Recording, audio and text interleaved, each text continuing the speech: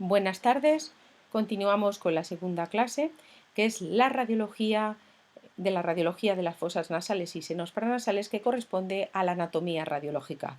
A estos efectos dividimos la clase en 4 apartados: las fosas nasales, en la que incluimos el septo nasal y los cornetes, los senos paranasales, la fosa ptericopalatina y la muy importante valoración de las protes blandas que rodean a los senos paranasales.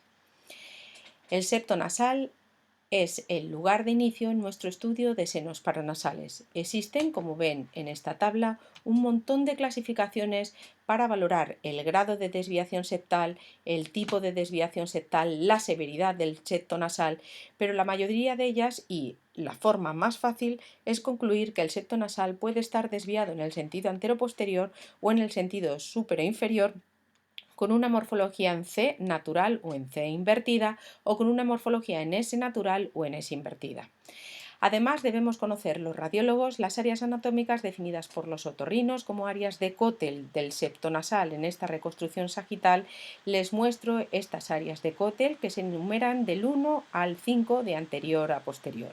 ¿Por qué? Porque además de decir si existe una desviación septal y si la desviación es en C o en S en estos sentidos, tenemos que hablar si existe o no una cresta nasal, y en ese lugar y en ese caso definir en qué área de Kotel está, que la mayoría de las ocasiones sucede en el área 3 o en el área 4, y además decir si existe o no una perforación septal. Para ello valoraremos el septo nasal desde la punta de la nariz hasta la región posterior, hasta la coana. Esta perforación debemos decir si se localiza en el tercio medio, inferior o superior. Ejemplo: este paciente tuvo un traumatismo nasal, tuvo a consecuencia de un traumatismo una fractura de huesos propios, pero pasó inadvertido la fractura del septo nasal. Y es más, pasó inadvertido la existencia de un hematoma nasal. Resultó en una perforación septal y en una desviación septal. Interpretamos la imagen. En este caso vemos que existe una desviación septal en C invertida y existe una perforación del septo nasal en el tercio inferior, diferente hasta otra perforación en el tercio superior y tercio medio del septo nasal de una enfermedad granulomatosa crónica. ¿Por qué? Porque las perforaciones en el tercio superior son más complicadas de reparar. Por lo tanto, consideremos esto cuando hablamos de desviaciones y estudiemos el septo nasal. Continuamos con los cornetes. Los cornetes son láminas óseas que se localizan en las fosas nasales y existen 4 cornetes. El cornete superior es el cornete localizado más superior y posterior en las fosas nasales, lo ven aquí. Posterior a él se observa el receso esfenoidal, que es donde va a drenar el seno esfenoidal. Todos los cornetes delimitan con la pared lateral de las fosas nasales unos espacios aéreos, como ven aquí, que se llaman meatos. Así, el cornete superior delimita con la pared lateral de la fosa nasal el meato superior. Pues bien, en el meato superior drena el receso frontal y las celdillas etmoidales del grupo superior. El cornete inferior es un hueso de gran tamaño que se inserta en la pared lateral de la fosa nasal y ha sido estudiado en numerosos artículos porque es frecuente ver hipertrofias relacionadas con rinitis alérgicas y aquellas hipertrofias que también se observan cuando existe una marcada desviación septal y que se observan en el lugar donde hay mayor concavidad del septo nasal. Es importante saber que hay que rectificar y nombrar este cornete, porque rectificar y corregir el septo sin corregir el cornete nasal puede dar lugar a una insuficiencia respiratoria nasal. El cornete medio, a pesar de que está en el medio, es quizá, entre comillas, el cornete más importante. Este cornete delimita con la pared lateral de la fosa nasal el meato medio, lo que todos conocemos como complejo osteomeatal. Tiene una parte posterior que se llama región posterior o lamela basal. Ya no se utiliza el término de gran lamela. Los otorrinos lo identifican en el plano sagital por su orientación vertical. En el plano coronal se ve como como una orientación en horizontal. Lo que es importante es reconocer que la lamela basal separa el etmoides anterior del medio, de tal manera que aquellos pacientes que tengan un síndrome del receso esfenoetmoidal, una obliteración completa del seno esfenoidal, para su abordaje los otorrinos entrarán por la fosa nasal, romperán o penetrarán la lamela basal y conseguirán llegar, como se observa aquí, al seno esfenoidal. En la región anterior, el cornete medio se divide en una porción inferior o punta del cornete y una parte superior que se llama lamela medial. La lamela medial se inserta en la placa cribiforme y sirve como marca quirúrgica para saber dónde se localiza la placa cribiforme. El quinto cornete es la apófisis unciforme, esta apófisis unciforme que delimita con la pared lateral de la fosa nasal el infundíbulo etmoidal. Esta apófisis unciforme está anclada anteriormente a la elevación lateral de la fosa nasal conocida como ager nasi y posteriormente está anclada al hueso palatino. Sin embargo, el anclaje superior es variable, de tal manera que cuando su anclaje lo hace a la fobia etmoidal o lo hace al cornete medio, el receso frontal, que es el lugar de salida del seno frontal, lo hace, el receso frontal termina a nivel del infundíbulo etmoidal. Sin embargo, cuando la apófisis unciforme se ancla a la lámina papirácea, da lugar a lo que se llama el receso terminal y por tanto el receso frontal drena lateral al infundíbulo etmoidal. Conocer las variantes de la unión osteomeatal son importantes porque comprometen el drenaje del meato medio, que es el lugar más frecuente de patología porque es donde la corriente de aire es más potente cuando entra por las fosas nasales. Por lo tanto, debemos conocer las variantes anatómicas más importantes. La más frecuente es la curva paradójica, que es, en vez de tener los cornetes una orientación convexa hacia el septo, pues adoptan una orientación convexa hacia la pared lateral. Pero también existen otras, como por ejemplo la neumatización de la porción bulbosa del cornete, que se llama concha bullosa, y otras miles y miles variantes como la hipoplasia o la gran concha bullosa asociada a una deformidad de palos de gol. Existen tantas variantes interpersonales y dentro del mismo paciente de un lado a otro como huellas dactilares existen. Además de las fosas nasales, vamos a pasar a hablar de los senos paranasales. Comenzamos con el etmoides. El etmoides es un hueso único que se sitúa en la región central de la base del cráneo y tiene una lámina horizontal, que es la placa cribiforme, la vemos aquí, y una lámina vertical, una lámina sagital media, que está dividida en dos partes por la placa cribiforme. Lo que queda superior se llama apófisis cristagalli por su morfología en cresta de gallo, y la parte inferior corresponde a la lámina perpendicular del etmoides al componente posterior superior del septo nasal. Además, el etmoides en su techo superior da lugar y se llama, fobia etmoidal. Termina a nivel del anclaje de la lamela medial. La parte que está entre la lamela medial y la fobia etmoidal se llama lamela lateral. Y esta lamela lateral es la que determina la altura de las fosas nasales, lo que los otorrinos denominan grados de Querós. Así, el etmoides, estudiado como hemos referenciado, debemos conocer otras denominaciones y es llamar fosa olfatoria a los recesos en la fosa craneal anterior que quedan y tienen una altura determinada dependiendo de la altura de la lamela lateral.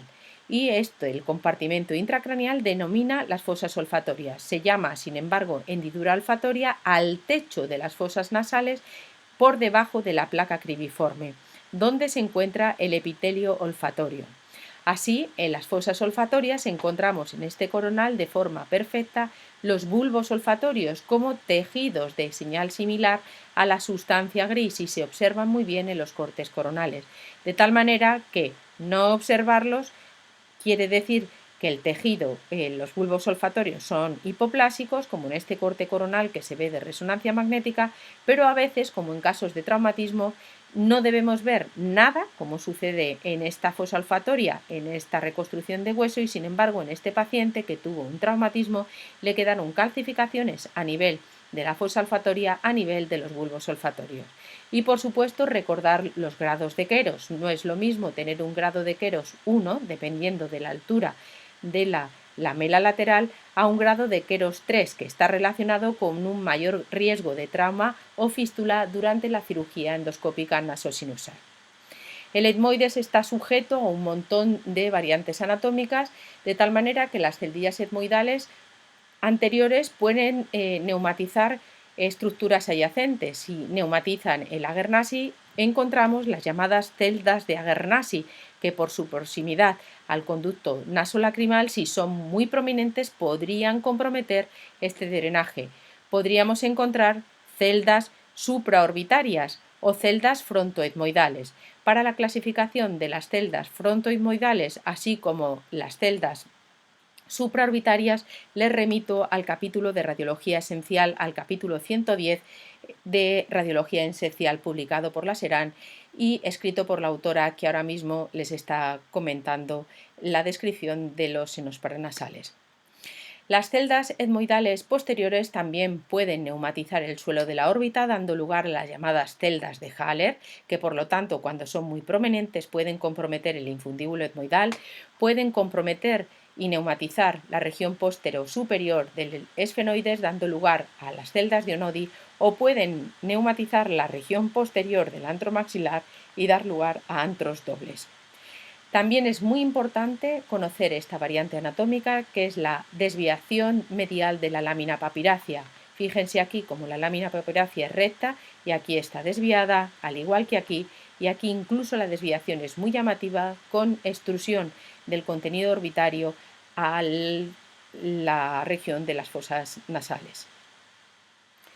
El seno maxilar es un seno en forma de pirámide que neumatiza el hueso maxilar. Tiene una pared superior en la que encontramos el nervio infraorbitario. Este nervio infraorbitario se encuentra normalmente integrado dentro de la pared, pero muchas veces lo podemos ver dehiscente, como lo estamos viendo aquí. En ese caso hay que comentarlo porque imagínense ustedes que vamos a hacer un abordaje al antro maxilar. Además, en el plano axial podemos identificar la pared lateral que comunica con la fosa infratemporal, la pared inferior que comunica con la apófisis alveolar y por lo tanto con la estructura dental. Habrá que repasarla cuando veamos procesos sinusales por la frecuente asociación de un proceso sinusal a una enfermedad periodontal, y la pared medial que corresponde a la pared lateral de las fosas nasales. Seguimos con el seno esfenoidal. El seno esfenoidal tiene un grado de neumatización variable, de tal manera que se puede situar por delante, suele neumatizarse anteriormente a la silla turca, hablamos de seno conchal, puede quedarse en la región medial de la silla turca, denominándose seno preselar, o puede llegar incluso a la región posterior del clivus y llamarse seno selar. Pero hay que conocer que el seno esfenoidal tiene unas relaciones anatómicas con unos nervios y unas estructuras vasculares muy importantes. Por supuesto, en el techo encontramos el canal del nervio óptico, en la pared lateral el canal carotidio. Recordar que comunica con la fosa nasal y con el meato superior a través del receso esfenoetmoidal, y recordar que en el suelo encontramos este canal que se llama el canal del nervio pterigoideo o canal del nervio vidiano, y también el canal de la segunda división del quinto par craneal o foramen rotundo. Para evitar complicaciones, además de conocer estas estructuras anatómicas, debemos recordar siempre que estudiemos el seno esfenoidal y reportarlo en nuestro informe el sentido e inserción de los tabiques. Recordar el seno esfenoidal, su tabicación en el plano coronal es en sentido vertical, luego ver tabicaciones horizontales nos hará pensar en la existencia de celdas de Onodi, como en este caso. A veces los tabiques del seno pueden llegarse a insertar, como aquí en el canal carotidio. Imagínense, si tenemos que hacer un abordaje y rompemos este tabique, podemos tener complicaciones con el canal carotidio. Pero a veces este canal carotidio incluso puede ser dehiscente. Imagínense, la complicación puede ser aún mayor. O como en este caso, el nervio óptico puede ser dehiscente de manera completa dentro del seno esfenoidal. El grado de lesión del mismo se complica cuando hagamos un abordaje al seno esfenoidal. Existe una clasificación que la pueden buscar en la literatura del grado de prominencia, de procidencia del nervio óptico dentro del seno esfenoidal. El seno frontal drena en la cavidad nasal a través de un receso que se llama receso frontal. Es la región más anterior y superior del etmoides e inferior a la salida del seno frontal. Lo vemos aquí por detrás de una celda de Agernassi. Recuerden que su patrón de drenaje puede ser hacia el meato medio o al infundíbulo etmoidal, dependiendo de la localización de la apófisis unciforme. El tercer paso es conocer la existencia de la fosa pterigopalatina, porque la fosa pterigopalatina es una encrucijada, un cruce mayor entre la órbita, la fosa nasal, la nasofaringe y el compartimento intracraneal. Es este espacio graso que se ve muy bien en la TC y por supuesto mejor en la resonancia magnética y que supone un lugar de estudio siempre y debemos tenerlo que considerar siempre cuando valoremos procesos inflamatorios o procesos tumorales que sucedan en la fosa nasal por el alto riesgo de estos últimos de diseminación perineural. Recordar que su contenido es fundamentalmente graso, por lo tanto, no como sucede en este caso, que existe una ocupación por un tejido de densidad de partes blandas, además de estar ampliado, es de densidad de partes blandas, no como en este caso, que es normal, que es graso, porque existía una diseminación perineural, que es mucho más claro en este corte de resonancia magnética ponderado ante 1, donde la grasa de la región normal del lado contralateral se ve hiperintensa y en este caso se ve hipointensa como correspondía a una ocupación de la misma. Y por supuesto no olvidemos estudiar las partes blandas. Este paciente tenía una ocupación completa del antro maxilar, vemos delante el canal del nervio infraorbitario y una ocupación completa del antro maxilar con marcado engrosamiento de la pared y calcificaciones intraparietales. Podemos decir que probablemente este paciente tenga un síndrome infundibular, una obliteración del infundíbulo etmoidal por una sinusitis que no podemos descartar que sea de origen fúngico. Recuerden en la charla anterior cómo la presencia de calcificaciones nos puede hablar de una colonización fúngica. Esto sería típico de una colonización fúngica sin más. Sin embargo, si observamos este otro caso, aquí vemos de la misma manera, pero en el lado contralateral, una ocupación completa con una hiperostosis, con calcificación grosera, pero observen cómo aquí las partes blandas son normales, esta es la vena facial anterior, y aquí existe un aumento de densidad y trabeculación de la grasa de la región de las partes blandas preantral, y este caso se trataba de una sinusitis fúngica crónica invasiva. Por lo tanto, sigan por favor la sistemática de lectura que les propongo y de esa manera se nos pasará no se nos pasará por alto tener en cuenta variantes anatómicas que compliquen los procesos quirúrgicos u otras alteraciones como la afectación de partes blandas, que es importante considerar cuando tengamos afectación sinusal. Muchas gracias y mañana continuaremos con la tercera clase, que es el protocolo de lectura de los procesos que asientan en las fosas nasales. Gracias.